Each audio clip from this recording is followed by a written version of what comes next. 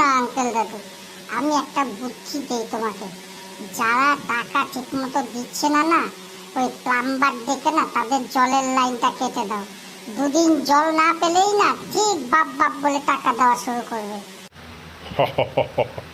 ও যা বলেছিস সেটা কি করিনি ভেবেছিস?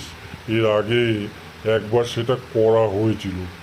ওরে বাবা, সেই কি কাণ্ড! থানা পুলিশ পর্যন্ত হয়ে গেছে। পুলিশ এসে আমাদের বলছে যে কেন আপনারা জল বন্ধ করেছেন। জল এসেনশিয়াল কমোডিটি, জল তো বন্ধ করতে পারবেন না। মানে সেই নানান বিচ্ছিরি অবস্থা। তারপর কি করব, বাধ্য হয়েই জলের লাইনটা দিলাম। ওভাবে না জলের লাইন বন্ধ করা যাবে না। দেখি কি একটা করা যায়, কিছু একটা করা যায় কিনা।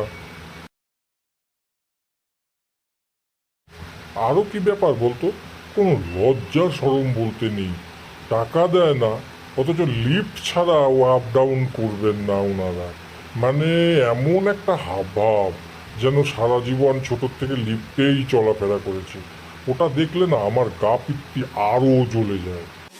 শোনো না আঙ্কেল দাদু, ওই আমি একটা বাড়িতে দেখেছিলাম, ওই লিফটের মধ্যে না একটা কি যেন বসিয়ে রাখে পয়েন্টের মতো। হ্যাঁ, ওই অনেকটা আগেকার দিনের ওই ফোনের ডায়ালের মতো, ওর মধ্যে অনেক নাম্বার দেওয়া থাকে।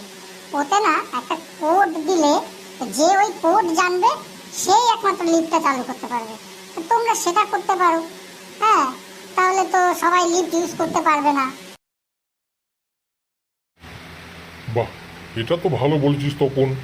এটা তুই আর একটু ভালো করে খোঁজ খবর দে তো কত খরচ হয়।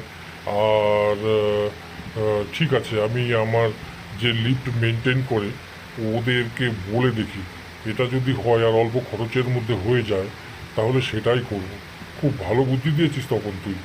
আচ্ছা, চলি রে। হ্যাঁ, তোরা কি খেলাধুলা করছিস? কর। ঠিক আছে, টাটা, বাই বাই।